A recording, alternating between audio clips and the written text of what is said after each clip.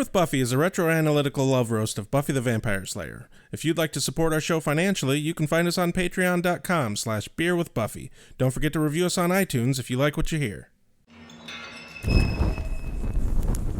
I was told you were coming. Competition is a beautiful thing. We're Slayer's girlfriend, the Chosen Two. Why should we let him take all the fun? Gosh, I'm feeling chipper. Who's for a root beer? Jeez. I don't like vampires. You take a stand and say they're not good. I like a cat on you. It's fucking I fantastic. love that sound. The ice cream bar's this way. Welcome to Beer with Buffy. I'm Rex, I'm Josh. and we're back again. Yes, we are. And we're here to give our livers a good old-fashioned pounding. Somebody get Joe Pesci on the phone because he's who I want to play the role of my liver. I called Joe Pesci. We can't both have Joe Pesci playing our liver. I don't want to be Marv from Home Alone 2 or whatever from Home Alone. Oh, God, no. No. I don't need him living inside me. No. That's not okay. I can't remember the actor's name, but the guy Who in can? Wise Guys. Yeah. Wise guy, eh? Oh, no. Wise Guys is the book. Wise Guys is the book. Yeah. Goodfellas is the movie. Goodfellas is the movie. Henry Hill. Are you talking about the Robert De Niro character played Henry? No. It wasn't Robert De Niro didn't play Henry. Ray Liotta? Yeah, Ray Liotta. That dude. He's also a really good quintessential gangster. Yeah. You can have him. I get Joe Pesci. Okay. Because I called Joe Pesci first. Fine. Well, our livers are angry kind of Italian guys, if I really, like, in my head. I don't know about you, but my liver's just not happy with me. My liver's doing just fine. My liver's very blue collar. He's just happy to have work. So today we're reviewing Season 3, Episode 4, Beauty and the Beasts. Plural. Yeah. Don't sue them, Disney. Disney actually would not be able to sue them because Beauty and the Beast is a fairy tale that is in public domain. Huh. Well, they're Disney. They can change that. Yeah, if anyone can. And we should stop talking before they sue us for slander. So I just thought it was important to let everybody know that we were at a bar earlier and the musician playing, I just love this description. Just imagine Roger Rabbit trying to have a serious music career. And that was this musician. But he's good at it. Yeah. Oh, yeah. I'm not even going to try to do an impression. I wish I had a recording. No. He was impressive, but it was kind of so out there that it was almost off-putting, but still good and enjoyable. Weird fucking experience. Yeah, he just talks and sings and plays the piano 4 times faster than most people exist. Yeah. He lives entirely on his own plane of time and space. Or cocaine. Yeah, that too. Or he's still in the 80s. Right. All right. How about a mom synopsis? Joshua! Have you gone to the bathroom? Are you ready to start the episode? Do you need to urinate? I mean, just for the record, just because I urinate now doesn't mean I'm not going to need to urinate later. Hold on. I actually have to interrupt your mom synopsis to tell you this little story. So... Don't interrupt him! He's I'm going doing to. very important recording things. I'm going to because it's actually fucking hilarious to me. Oh, for fuck's sake. So, for our listeners, I'm currently training to ride a Century later this summer. 100-mile bike ride. Boring. But today, you wanted to ride, so we actually went on a ride together. So I rode to your house, and then we rode from there. And at your house, while you were getting your shit ready, your mom was talking to me. And she was talking to me about us going on our ride. And I had mentioned that I had already ridden to your house and how my plan was to do 15 miles that day. And she's like, oh, is Josh going to do that? And I'm like, no, he's only doing 8. And she actually was like, oh, good. I don't think he could do more than that. I could probably do 10, but I don't think he could. I fucking, that's a quote. She said that? She said that. I literally had to stop talking, turn around, and exit your house.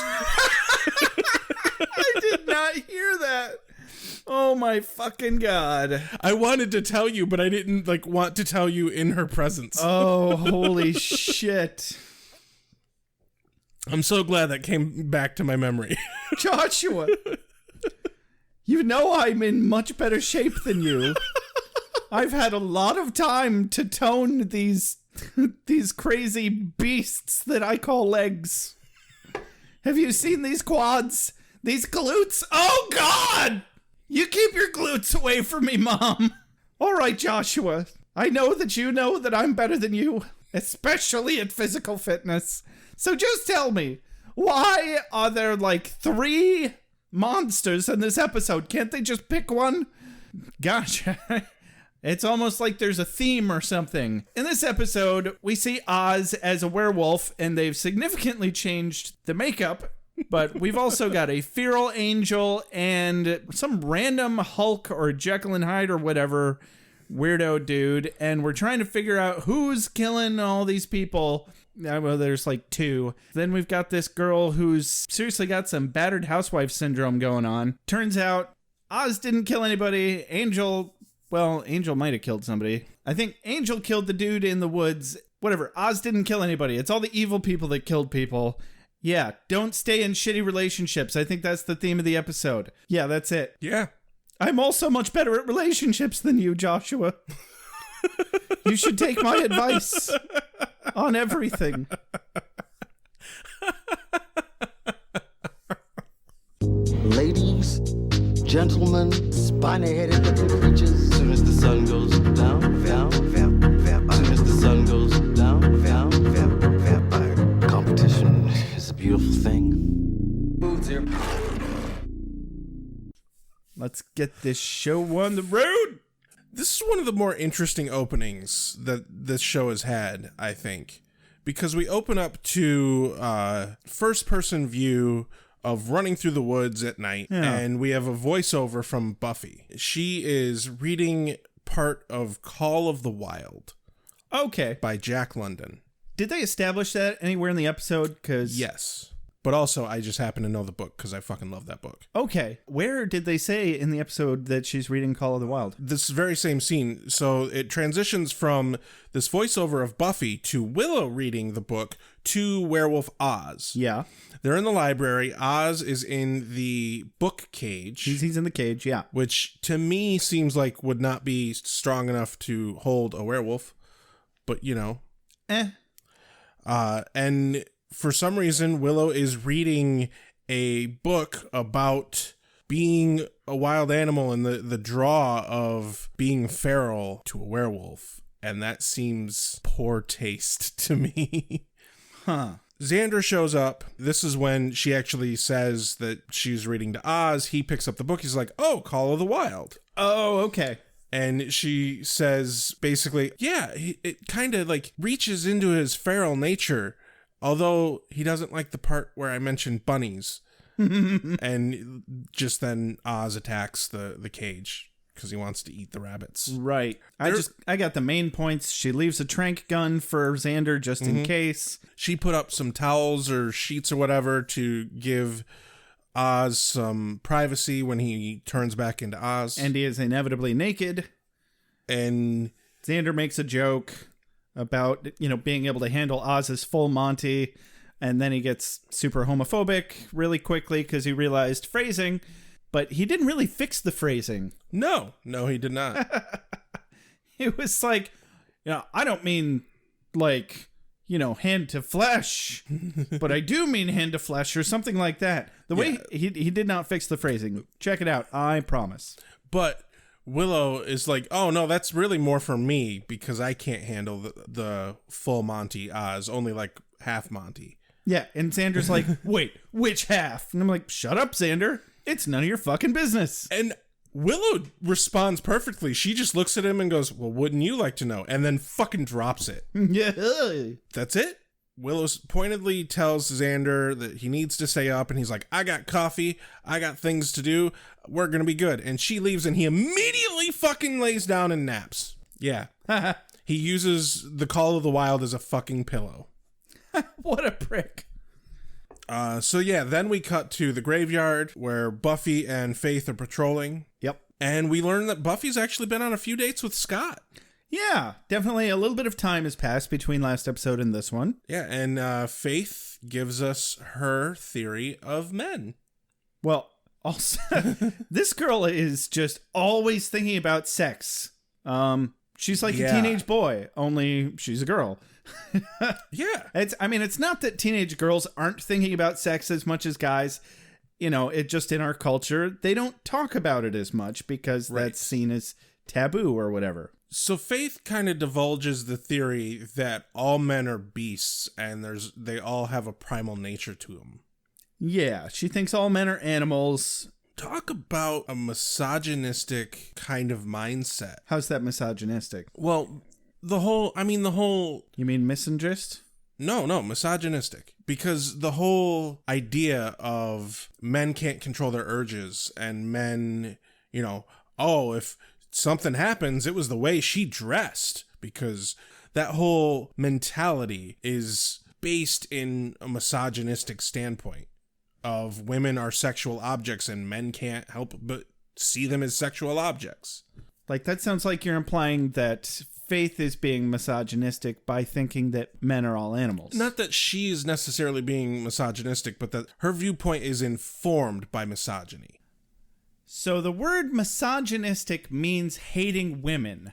How does what Faith said about men being all animals equate to misogyny? The whole point, the reason why rape culture is a thing is because the basis of the idea that men are animalistic and can't control their base urges. And therefore it goes to the women to moderate the animalistic tendencies of men. And that whole idea stems from a misogynistic standpoint. So you're saying this patriarchal point of view that it's the woman's fault if they get raped has bled over into the female paradigm insofar as they even feel that men are purely animalistic. Yes. Intentioned in all of their actions. It doesn't make her misogynistic, but it makes her viewpoint coming from a misogynistic thing. Exactly. Yeah.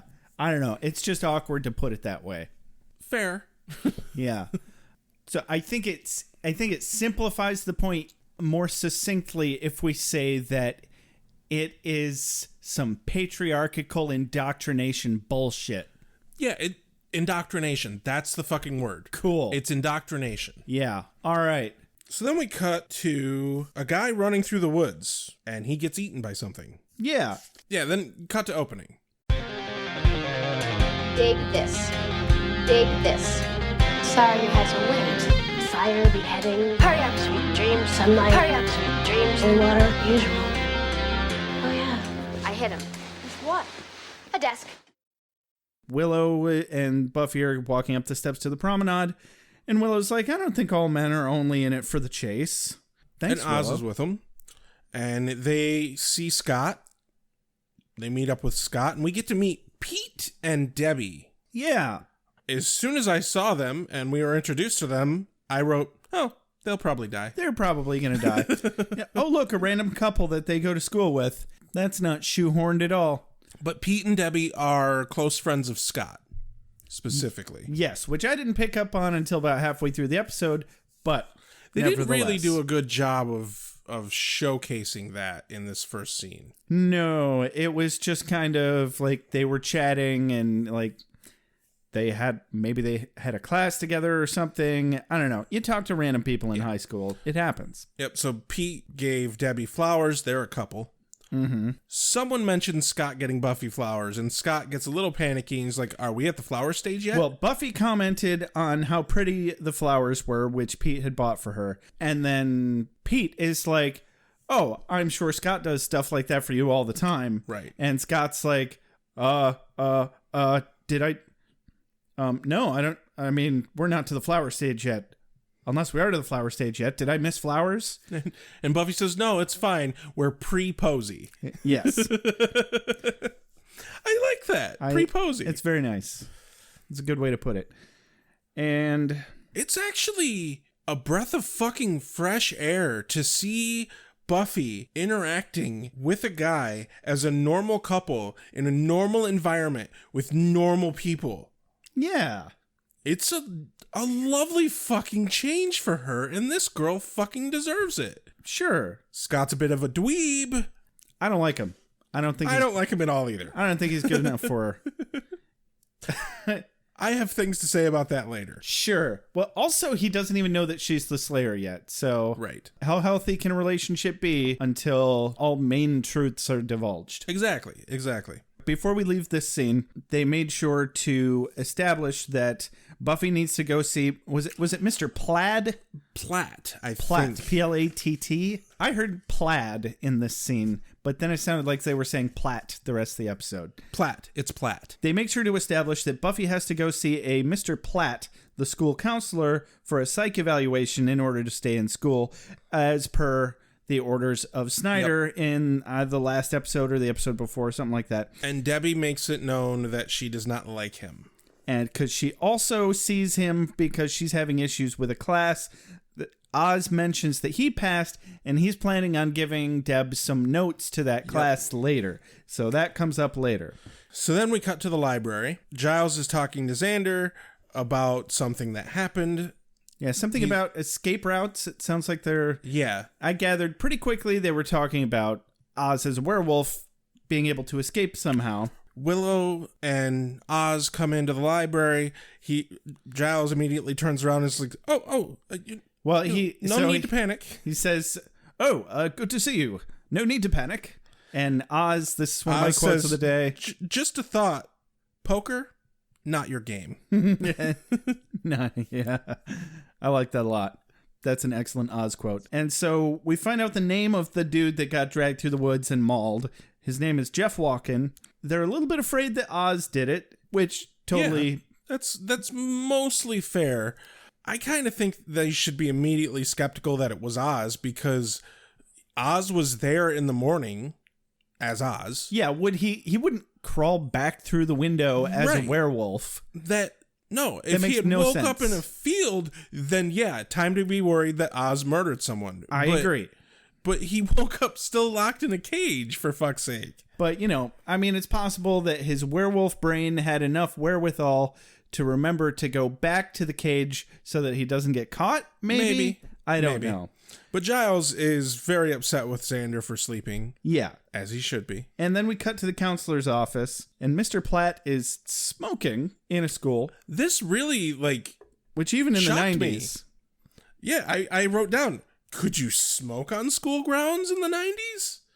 I think he knew he wasn't supposed to, which is A, why he had the window open and was pointed towards the window, and B, pulls out the air freshener afterwards. Yeah. But it's kind of a way to immediately show us that he's unconventional and he doesn't play by the rules, and Buffy should therefore feel more comfortable with him.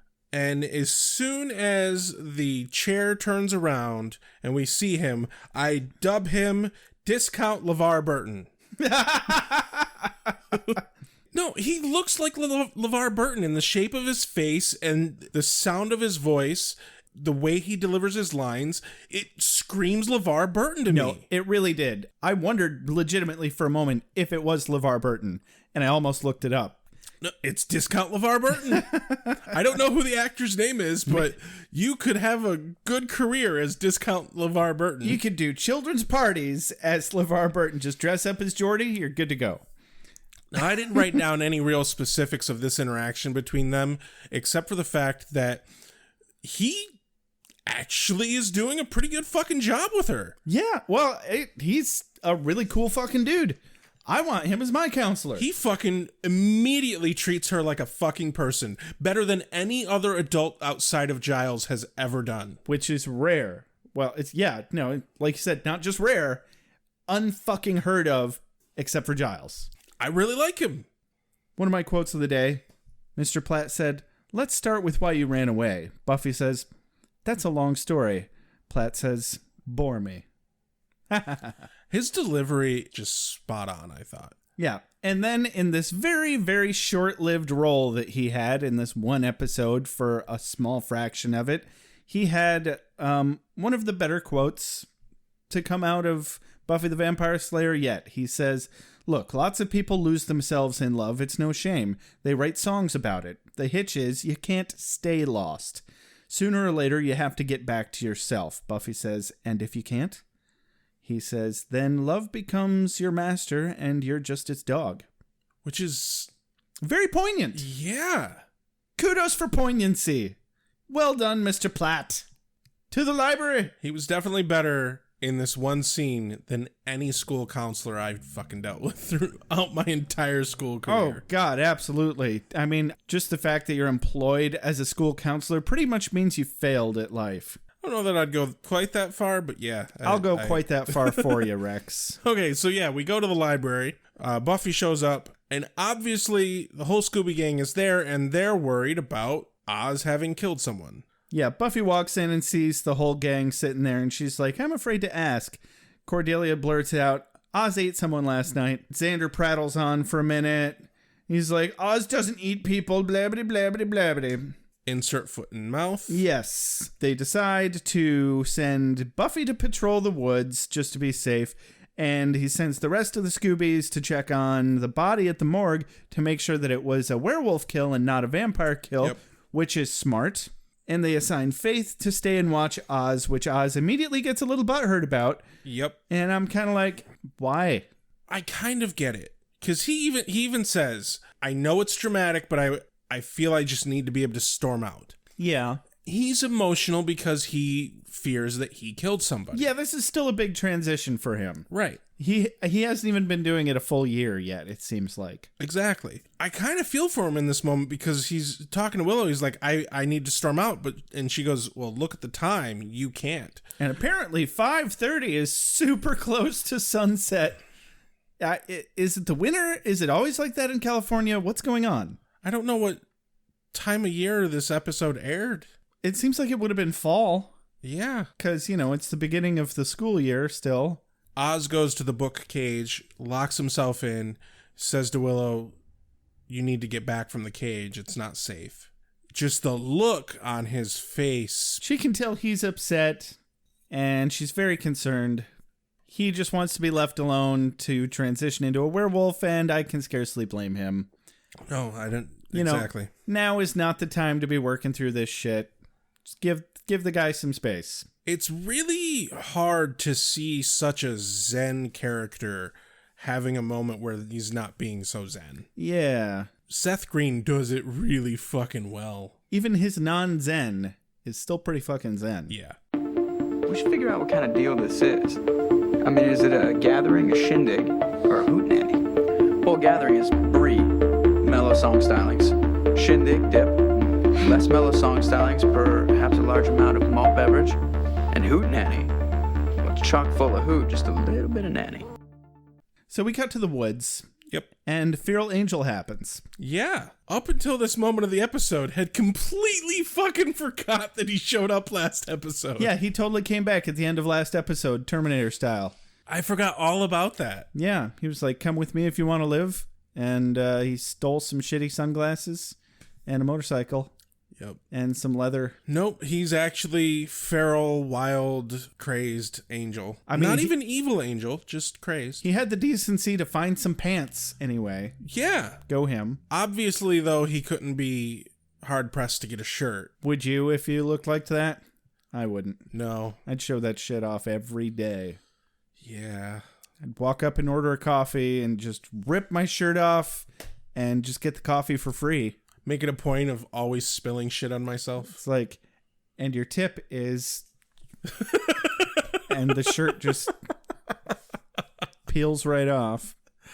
I don't think society works that way. And then the dude behind the counter is like, "All right, that worked the last 3 times, but I'm going to need some money." And then we go to the morgue. I fucking love this scene. Did you notice Willow's lunchbox is a Scooby-Doo lunchbox? I didn't notice that. Yeah. Damn it. Oh, I'm so... Oh, fuck, I bit my lip. Instant karma. I'm so fucking pissed I didn't notice that. You should be mad at yourself. I'm ashamed of you for you. Yeah, that's nothing new. Like, you guys, we totally brought sandwiches to the morgue. We should eat them off of this dead body. Oh, God. Look, he brought ketchup for us. Ruh-roh, Shaggy. I don't think that's ketchup. Who the fuck was that? That was Hedonism Bot. He follows them everywhere, didn't you know? No, I didn't. Yeah. Bring the chocolate sauce. Anyway, Willow comes into the morgue looking like she's done this shit before, finds the right body, pulls it out, starts examining it. Yeah. How is Willow suddenly like this professional forensics person? What did she even bring in that lunchbox? She looked like she had some sort of professional scraping tool for the fingernails. And I don't know. She was prepared, though. Yeah. And, you know, it makes perfect sense that she would be prepared. This is her fucking boyfriend on the line. Yeah. This is important. She has a bit of a vested interest, bit of a conflict of interest, really. Yeah. Xander walks in and almost kind of startles Willow, but he immediately is like, God, it's a body. And he's all squeamish about it. And then Cordy startles him and he's like, we're doing crime here. You don't sneak up during crime. Which I thought was excellent. It's an excellent line. I love Cordy's line here. She snaps back at him. She's like, God, have a... And then looks at the body. Okay, scarred for life. Yeah. Hold on, though. They've seen dead bodies before. Yeah, plenty of dead bodies. And also, like, come on, Cordy. You didn't see that body as you were approaching them. Right. Also, you knew you were going to a fucking morgue to find a mutilated body. For fuck's sake, they fought zombies. Yeah. Just like last episode.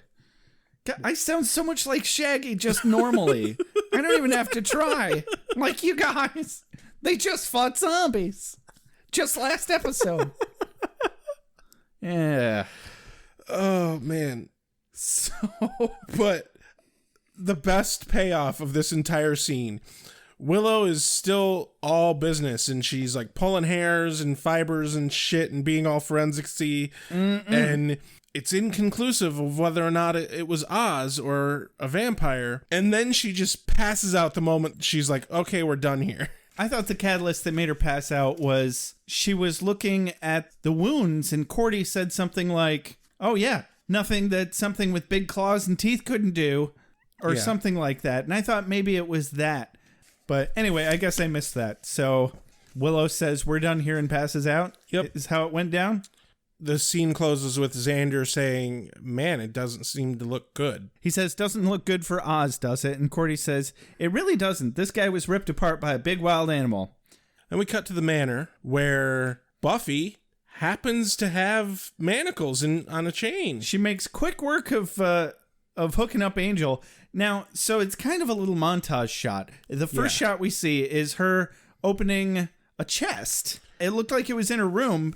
Some sort of... It looked like the chest that she kept her weapons in, to me, but it had other stuff in it. Yeah, I could have sworn I saw like a teddy bear.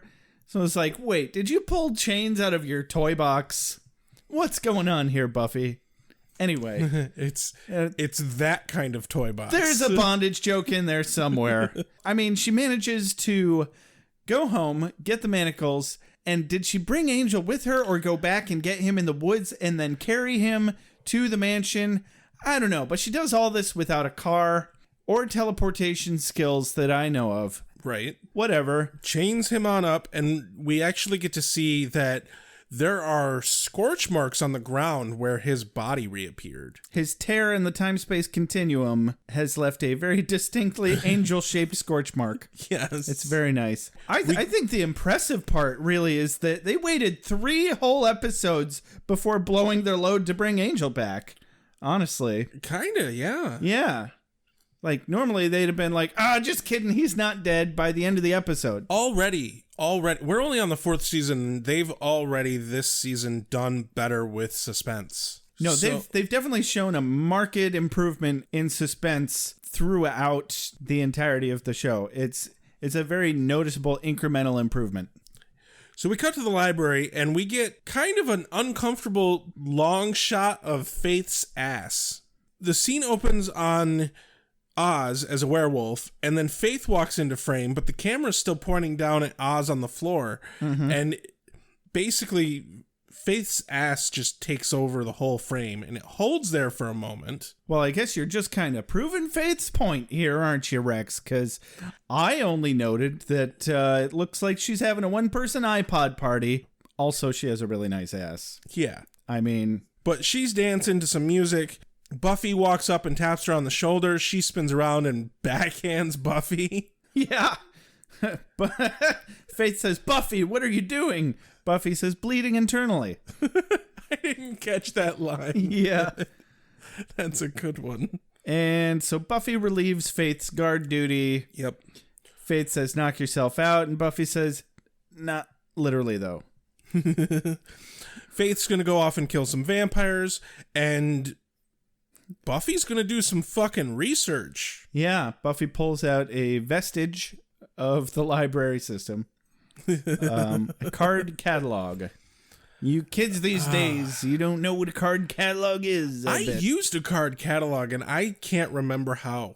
I mean, it's basically just alphabetical. It's by the Dewey Decimal System. I barely remember. Like, it's just categorized. That's my brain has erased that information.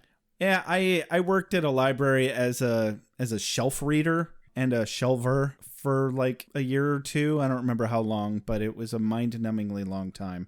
It was I always wanted the gig in school. You didn't miss anything. It's mind-numbingly boring. Anyway. Yes, it's terribly simple. The good guys are always stalwart and true.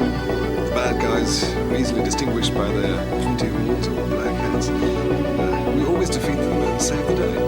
No one ever dies, and everybody lives happily ever after. Liar. And the next morning, Oz is lying there naked in the cage. Yep. Giles comes in and opens the cage. Drinking some coffee. Yep. Like this is just his normal morning routine. Yep. Let the naked boy out of the cage. Drink some coffee. I just want to dwell momentarily on the fact that a high school librarian has a naked student in a cage. Yep.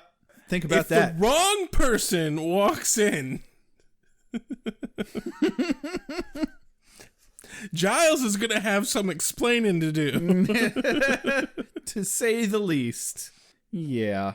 But we know why. Right. It's because they're doing it. So Buffy is...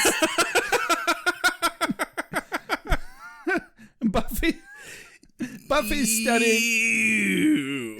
don't judge.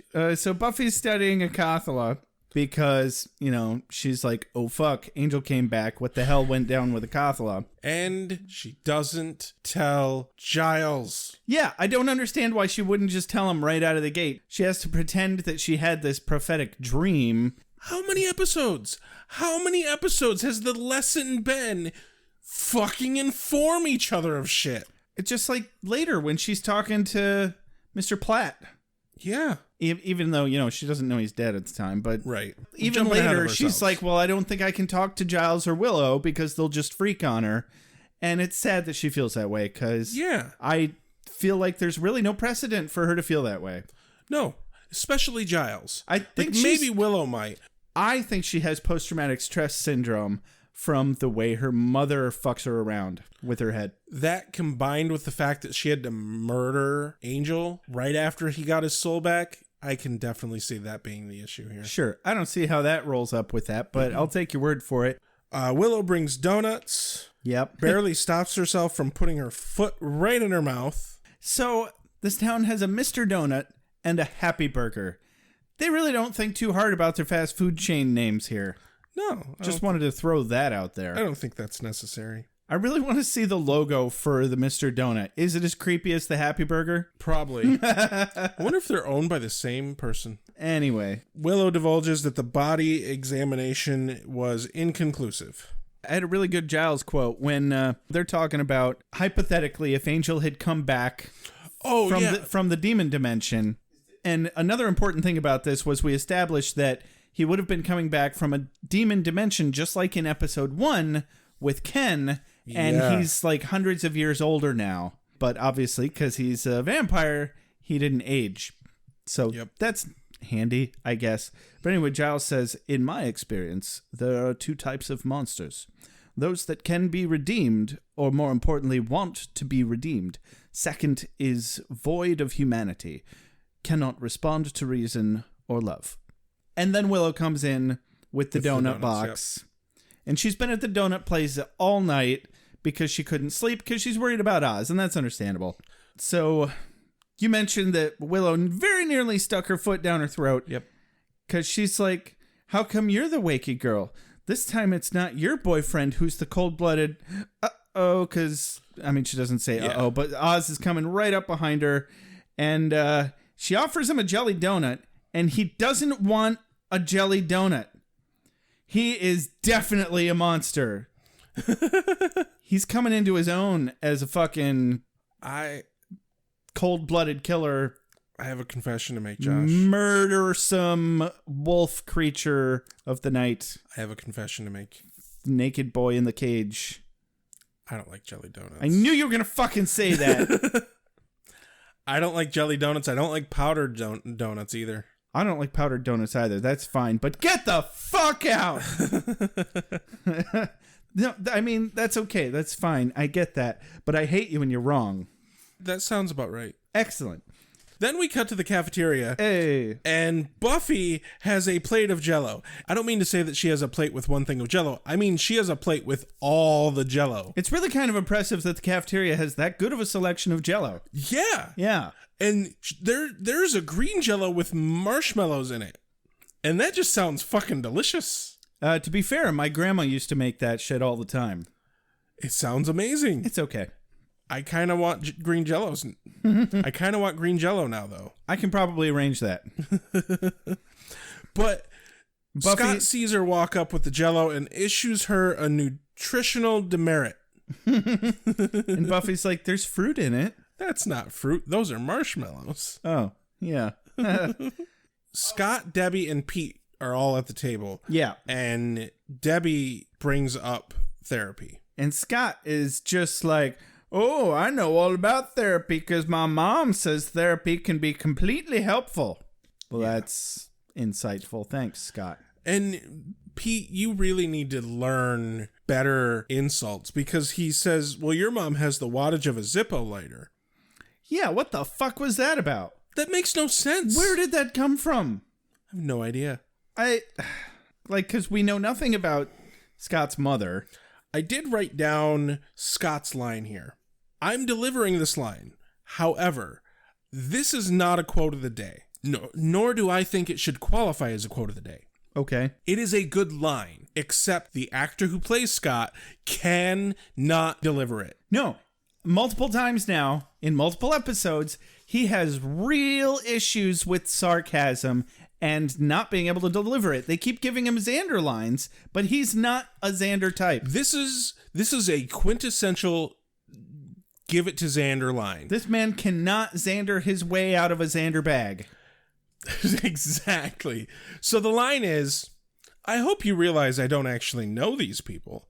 I just thought you'd like me better if I had friends, so I hired them.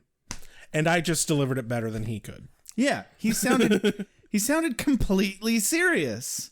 Yeah. Which he did last episode too. Like, please get rid of this guy already, please. Please. I do fear, though, that he is a bad guy because he's kind of a sweet guy to I want Buffy. him to die a little bit. Is that so wrong? In a good way. Is that wrong of me? Yes. I want him to die in a good way. Violently. And painfully. But he actually seems like kind of a sweet guy. Sure.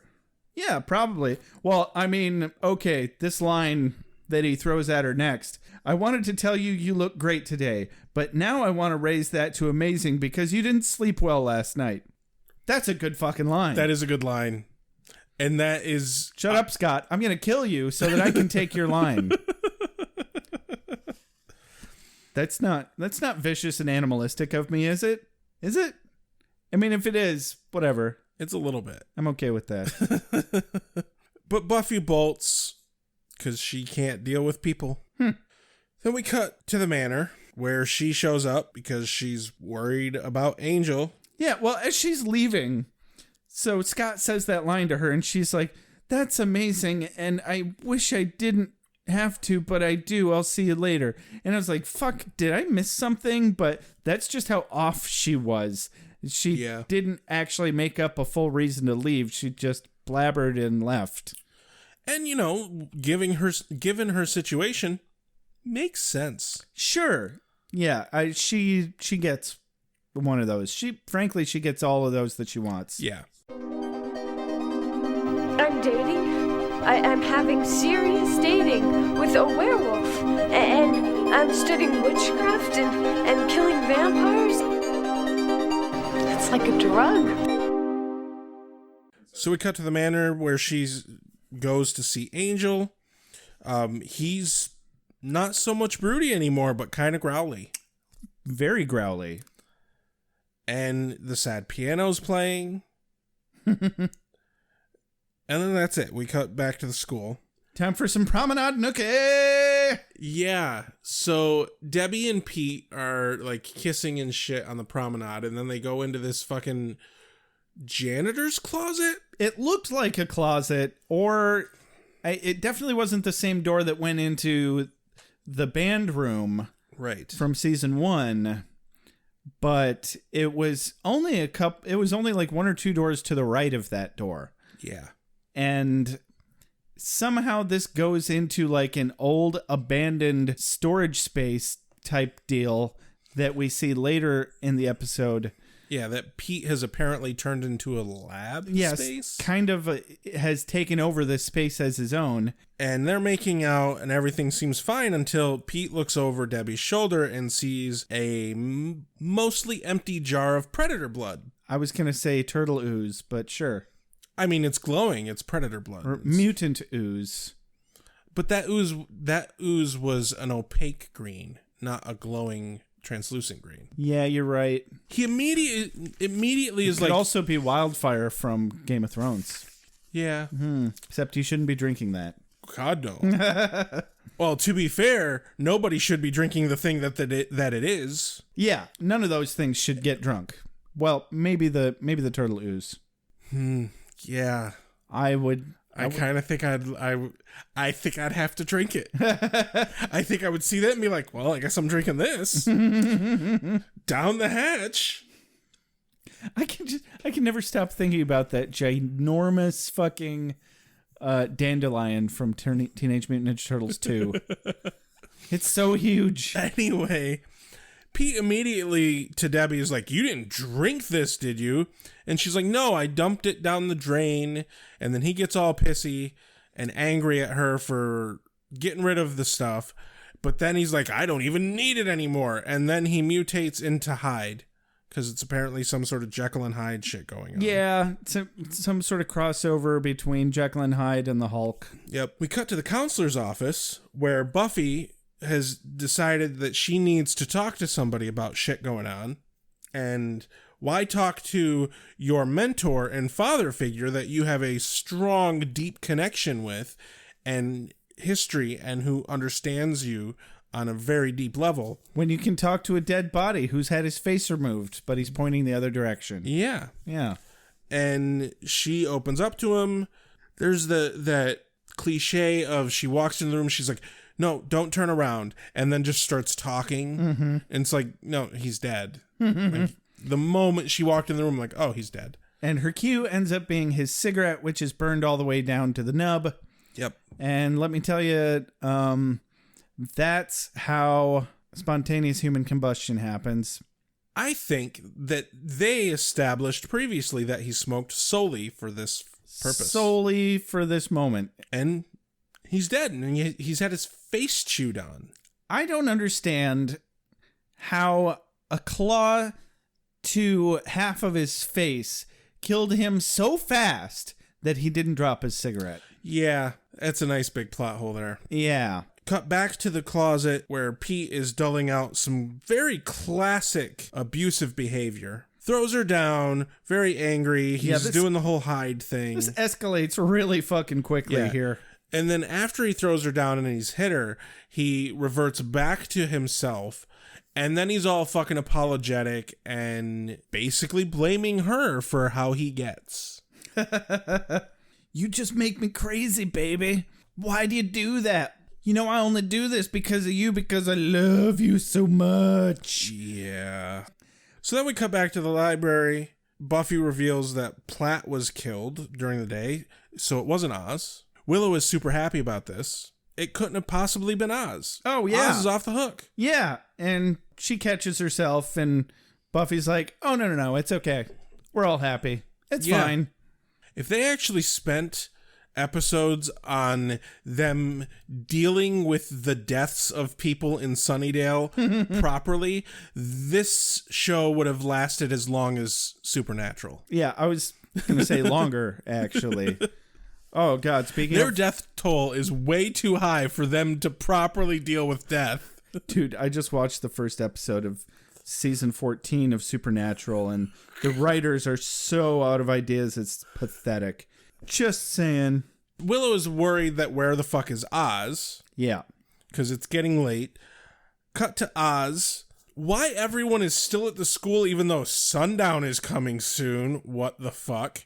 Props to Oz that he made Deb and his promise to her to give her his notes such a high priority that he knows he's about to turn into a fucking werewolf. Yeah. And he's still waiting for her at the fountain, even though she's late. Oz is just a super good fucking guy. Yeah. Fucking props. And he immediately notices that she has a black eye, and he handles it perfectly. Yeah. He doesn't press. Because you don't want to push for information on that kind of thing. Exactly.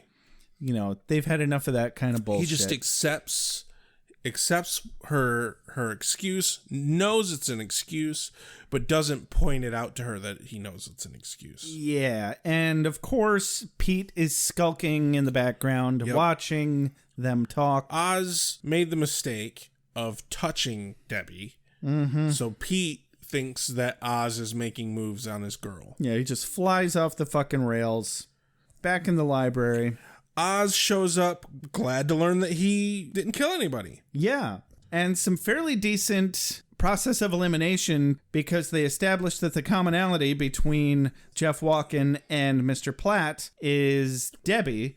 I'm sure there were lots of other people that both knew Jeff and were seeing Mr. Platt, the school counselor. But the number one thing that made it all stand out was that Debbie specifically was very vocal about Mr. Platt. Well, so they briefly suspected Debbie. But then Oz reveals that she had a shiner. Yes. And that's when they're like, no, it must not be Debbie. It must be Pete. Anyway, they made quick work of it. It was good storytelling for as short of a conclusion as it was. It was quick deduction made by a group of people who have been doing this for a couple years. Which makes more sense now, but they've been doing this fast deduction thing since season 1. Right. Anyway, so Giles is distributing jobs for people. He says, Faith, you're with me. Willow and Buffy pair off. Oz, lock yourself in a cage. Or he doesn't say that. Get no cage! I need a naked boy in the cage. For all occasions, you see. And we all know we don't want it to be Xander. Oh, dear. Hey, he looks pretty good in a Speedo.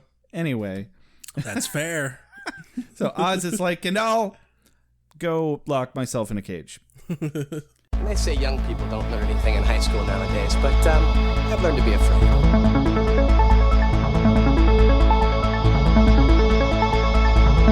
So what was the story about that alligator? Then we cut to the bathroom or the locker room or, I don't know, it had sinks and lockers. It was a room. But it wasn't a locker room we'd seen before. It didn't appear so. Buffy and Willow find Debbie. Debbie's putting makeup on her black eye. Buffy's line here, it's tricky covering a fresh shiner like that. You know what works? Don't get hit. Yeah. A little...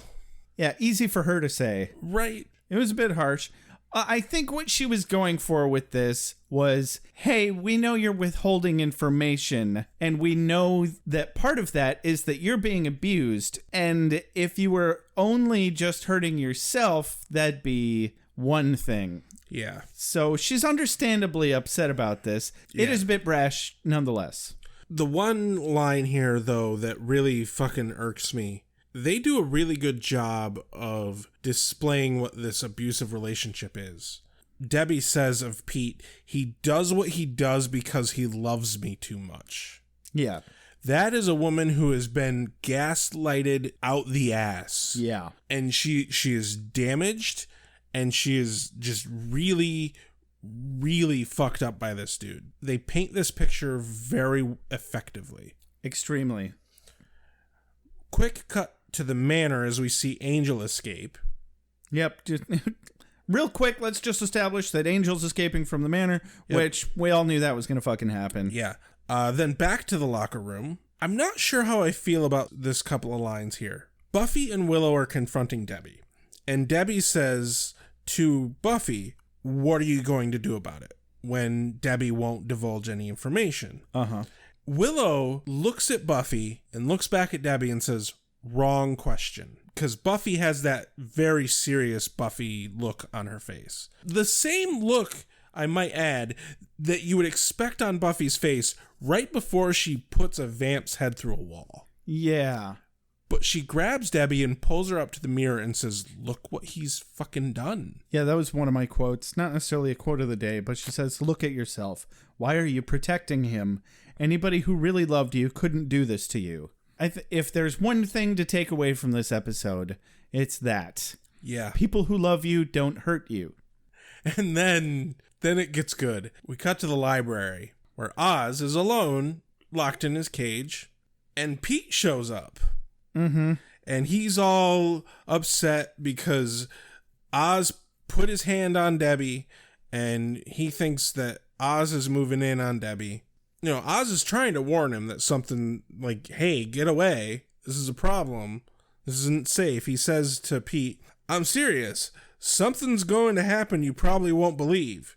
And then at this moment, Pete does his head shake, seizure-y, turns into Hyde thing. Yeah, it's super creepy, like House on Haunted Hill kind of effect. Yeah. Oz continues, or you might. But Pete rips the door off the cage and attacks Oz. Bad decisions, Pete. Bad decisions. What a pissant. Yeah. Yeah. So yeah, back to the locker room. So we see that Debbie is sitting on one of the benches and she's very visibly upset. She's just chanting, he does love me. He does love me. He does love me. And Willow's like, I think we broke her. And Buffy's like, I think she was broken before this. Yeah. Yeah. Because like you said, she's been completely fucking gaslighted very thoroughly. Yep. But Buffy's all, fuck this. I'm just going to find Pete. Because this is getting us nowhere. Yep. So cut back to the library and Pete is kicking Oz's ass. Yeah, he's holding his own pretty well without being a werewolf. And here is the good one-liner. This is the one-liner you need, Oz. What was that one-liner he said in that one episode, the first episode of the season? This time it's personal. Yeah, this time it's personal. No, Oz, this is the one-liner because he looks up out the window, sees that it's sunset, and he says, time's up. Rules changed. Mm-hmm. Oh, it's a good line. And his transformation into a werewolf is much quicker now. Yep. I'm just going to go ahead and assume that that's because he's changed many more times now. I would imagine that your first transformation is probably a bit clunky. Yeah. Just because it's your first time. Giggity. Now this is when I want to talk about the werewolf. Okay. Because I have a couple things myself. The werewolf in this season is very different than previous season. Sure. And just fucking goofy. It's goofy, absolutely. So they gave up on the mask because they couldn't get enough facial expression out of it. Like, I could have lived with what they did with the face if they had just kept him bipedal, or if they had found a way to make him actually look like a dog. Now he just looks like a were-ape. Yeah. A were-monkey. Yeah. Yeah. It's not good. It's different, but it's the same fucking caliber of bad. Yeah. Like, it either needs to be bipedal with a dog's head or man's head with a dog's body. And later when we see him like running down the hall, it's just funny. Or just straight up a giant fucking wolf. Yeah. Yeah. It's not great. It's pretty fucking special. It's on camera too long in too good of lighting. Yeah. But Wolfie fucks Pete up. Wolfie? Yeah, Wolfie. What? Speaking of Terminator 2, how's Wolfie? Oh, God. Yeah. I forgot about that. Anyway. Your step-parents are dead. So Buffy, Giles, Willow, and Faith all run in. Yep. And where the fuck are Xander and Cordelia throughout all this? They didn't say they were going anywhere specific. And the last time we saw them was the morgue? Oh, the library. Giles was handing out tasks. I don't remember the task that he handed out to them. I don't think they were there for that. Cordy was, because Cordy had some good lines there.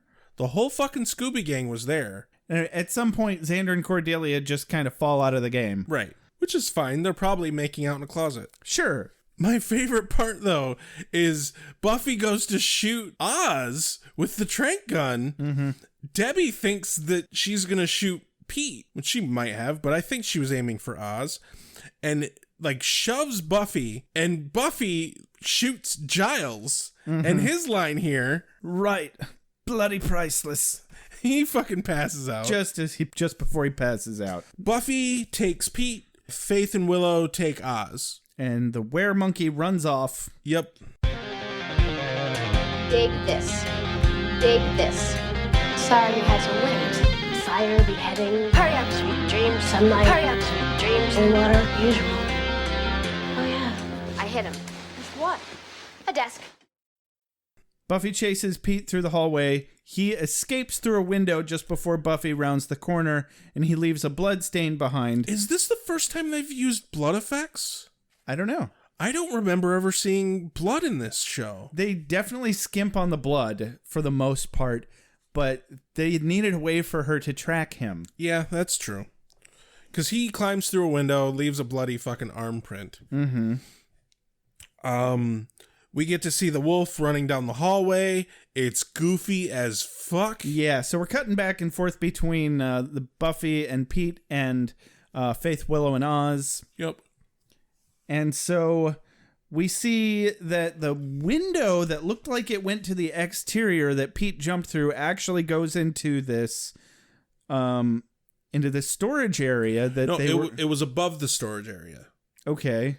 And it was the second floor, and above the storage area goes out onto a roof, because we see Buffy climb through that window later. Okay. And then as soon as you're down off that roof, it's above the storage area. All right. Okay, I didn't notice that. But Debbie's in the storage area, and Pete immediately starts attacking Debbie. He waits a moment for her to run up and hug him, and he's clearly not happy to see her, but he's still in evil pissant Pete mode. Yeah. And she's like, "Oh my God, I'm so happy that you're okay." And he's immediately like, "You're such a waste of space. How did Buffy know that I was like this? You just can't keep your fat trap shut, blah, blah, blah." And fucks her up. Yep. She tries to tell him that he needs to leave town, and that is just not a good idea to try and tell him what to do. He doesn't want to hear it. And he starts beating the shit out of her. Buffy sees the blood, tracks him to that room, finds Debbie dead. Switch back to Faith and Willow catching up with Monkey Oz. Switch back to Buffy finding Deb unconscious. And Pete immediately attacks her from behind as she's running up to Debbie. Yep. And Pete's kicking her ass. He is. But first we switch back again to Faith fighting Oz. Willow gets all baity. She's like, I'm the bait. And they're like, okay, that works for me. No, the best part is Faith is on the ground, the gun is next to her on the ground, and Oz is on top of her, and she's like, Willow, get the gun. But rather than get the gun, Willow runs up to Oz, tugs on his tail, and then takes off running. Oh, that's funny. I missed the tug on the tail. So Oz starts chasing Willow, and then Faith shoots him with a trank gun. And then pathetic dog whimper, the one that makes us all feel bad. Yeah. Then we cut back to the storage room place where Pete is just fucking wailing on Buffy. This actually legitimately fucking surprised me. Yeah. Angel busts in. Sure. Holy shit. Yeah. And you know what Angel does? Does he open his ass? He opens up Pete's ass. He steps inside and he closes the door behind him. Does he leave Snickers wrappers? He brought some Demon Dimension Snickers back with him. And he leaves those wrappers behind. That's just what you do. Exactly. No. Knocking over predator blood. Yeah. This was really fucking well done, I thought. Because I did not expect this. I mean, I don't know how the fuck Angel found them there, but okay. I mean, he can track by smell. Yeah. He knows what Buffy smells like. Also, great hearing. As long as he's on the campus. I mean, he probably assumed accurately that Buffy was on campus. Sure. But after he kills Pete in an awesome way, using the chains that he's manacled. Yeah. He's not feral anymore. He's actually himself. And he got his shit back. Yeah. Pretty quickly. Yeah. I would like to hypothesize that he was still feral in tracking Buffy down, but the act of saving her is what brought him back. Well, I mean, I think it was still brewing from the moment where she came up and said his name and touched him. Yeah. He had the episode to get his head together. Hundreds of years of demon dimension shit. Yeah. You can wipe that clean in a day. I don't see why not. Well, it could have been a couple of days. I mean, he came back last episode. I suppose. Oh, yeah. And definitely some time had passed between last episode and this one. Yeah, enough for her to go on several dates with Scott. Several dates, yes. Probably a month, but I don't know. It doesn't matter. Who fucking cares? So anyway, Angel kneels and hugs Buffy and cries for a minute. She cries. Swelling music. It's very difficult to resist. Not a dry eye in the house. And cut to the wrap up. Yep. We got the whole Scooby Gang walking through the promenade. The stories of why Pete went crazy are hilarious to me. Xander says that a freshman told him that Pete had 8 iced cafe mochas and just lost it. Yeah, that one was good. And Buffy says it's better than the estrogen one. Somebody told her that he took all of his mom's birth control pills. Yeah. Which, that wouldn't make someone go crazy. Well, it'd fuck your shit up, though. Yeah.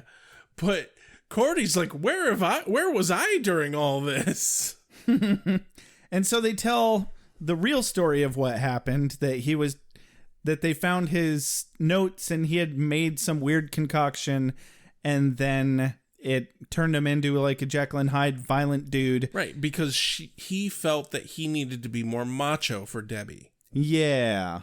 Cordy's last line here in the episode I thought was great. I did as well. Because she says, because she's confused this whole time. Mm-hmm. And after Buffy walks off, she says, great, now I'm going to be stuck with serious thoughts all day. That's a very Cordy line to end an episode with. It was. I liked it. And Buffy spots Scott moping by himself over by the fountain from earlier. She goes over and talks to him. I got one line out of this that I thought was important. He says, it's just that you never really know what's going on inside somebody. I mean, you think if you care about them, but you never really do. Meaning that you can never really know what's going on inside somebody. It was worded oddly, but the way he delivered it made sense for a change. Right. Thanks, Scott. Way to really really press in the fact that, hey, Buffy has not yet told him that she is the Slayer. Right? Yeah. Somebody in this relationship is hiding shit. Yeah. So once they start talking, it's like, oh, he's mourning for his friends. He's not just moping. Okay. Right. So are Deb and Scott just dead? Yeah. Or not Scott, Deb and Pete. Yeah, they're both dead. Huh. Pete killed Deb. Angel killed Pete. Lame. I mean, not lame that Pete's dead. He needed to die, but... They're better off than the hyena kids. I guess. Yeah. And then we close with Buffy reading more of Call of the Wild. Yeah. Gerarg. Ladies, gentlemen, spiny-headed looking creatures. Soon as the sun goes down, down, vampire. soon as the sun goes down, down, Vampire. competition is a beautiful thing. Boots here. At this point in Beer with Buffy, we want to put it out there for all of our listeners that if you have a podcast and you're interested in doing an ad swap and you want to write up a 500-character ad, we would be happy to read it for you in exchange for you reading our ad on your podcast. If you'd like to make a proposal to us to do an ad swap, contact us in a direct message on Twitter or send us an email on beerwithbuffy@gmail.com. Or you can call us at 269-743-0783. So, Josh, did you like this episode? Nah. Yeah. Nah. I completely agree. I didn't hate it. I liked the way, like, they did have some fairly decent suspense. Yes. Like, you legitimately didn't know if it was Oz or Angel or what, and then this Jekyll and Hyde shit comes out of nowhere. I thought it was a bit abrupt, but with only a 44-minute episode, right? It was still fairly well done the way they worked that in. So we got some combination werewolf and core vampire character and monster of the week all in one episode. I kind of appreciated that they didn't make it all monster of the week. No, I definitely agree with that. I think my only real problem with this episode was that there aren't that many good fucking lines. Not really. I was halfway through my notes before I really had anything good to write down. I mean, whether they were going for, teaching us some sort of lesson about, feminism with all the different forms of animalistic men, they kept with the theme, and that just made for good storytelling. That's all I'll really say about that. But also, I did really appreciate their message of steer the fuck away from abusive relationships. Right. Don't let people fucking hit you. Don't let people gaslight you and fuck you around. I don't remember enough of the third season of Buffy to be able to guess at future episodes. But so far in the four episodes that we've had, it's obvious that this season they're really kind of going stronger in this big bad is an allegory for this real world issue. Yeah. I don't yet know how I feel about that method of writing for this show, but it's obvious that they're going stronger in that direction, at least for this season, than they did in previous seasons. Because this episode is all about the allegory of the abusive relationship. The episode is, yeah. I don't know about the season arcing big bad. But yeah, the big bad of this episode was definitely an abstract concept more so than any one character. Right. And we had the first episode of the season was all allegory for runaways and homelessness and being lost people in general. Yeah. Thank you for putting that into words for me. So I don't know. I don't know how I feel about that direction yet. Cool. What's your quote of the day, Rex? I'm going to go with, we're doing crime here. You don't sneak up during crime. Oh, man. Oh, I'd have totally picked that if I'd found it before you. Okay. Oh, I got to go with, it's toss up between Giles and Buffy here. I'm going to read both of them. Giles's line, in my experience, there are two types of monster. Those that can be redeemed, or more importantly, wants to be redeemed. Second is void of humanity, cannot respond to reason or love. Just because it's so fucking eloquent. Yeah. However, I think I got more takeaway from Buffy's line later. Look at yourself. Why are you protecting him? Anybody who really loved you couldn't do this to you. Yeah. Both of those lines are such on the same caliber. Yeah, I feel like they both kind of summed up what they were going for with this episode. Yeah. Sure. Let's go with that. Honestly, I don't think I could pick between them either. Why not both? Why not? Why not both? Why not? Now Zoidberg's the popular one. This has been Beer with Buffy. Follow us on Twitter, like us on Facebook, review us on iTunes. You can email us at beerwithbuffy@gmail.com. You can always leave us a voicemail at 269-743-0783. You can buy us a beer or just support us financially if you like us that much at www.patreon.com/beerwithbuffy. Thanks as always to Benjamin Alexander for our opening and closing music. Thank you to Reggie Page for our transition music. This has been Beer with Buffy. I'm Josh. I'm Rex. Have a good night. Bring the chocolate sauce. You are the slayer. Lives depend upon you. I make allowances for your years, but I expect a certain amount of responsibility, and instead of which you enslave yourself to this cult. You don't like the color?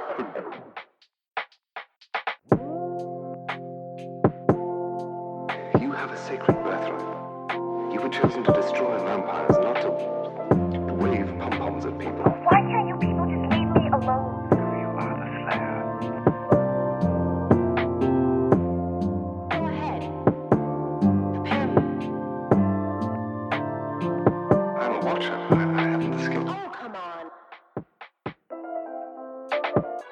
By appealing to your common sense.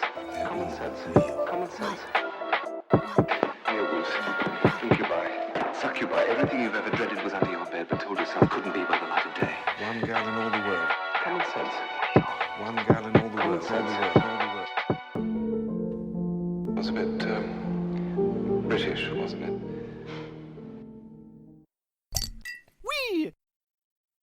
Wait, what have we done? Why are we watching this?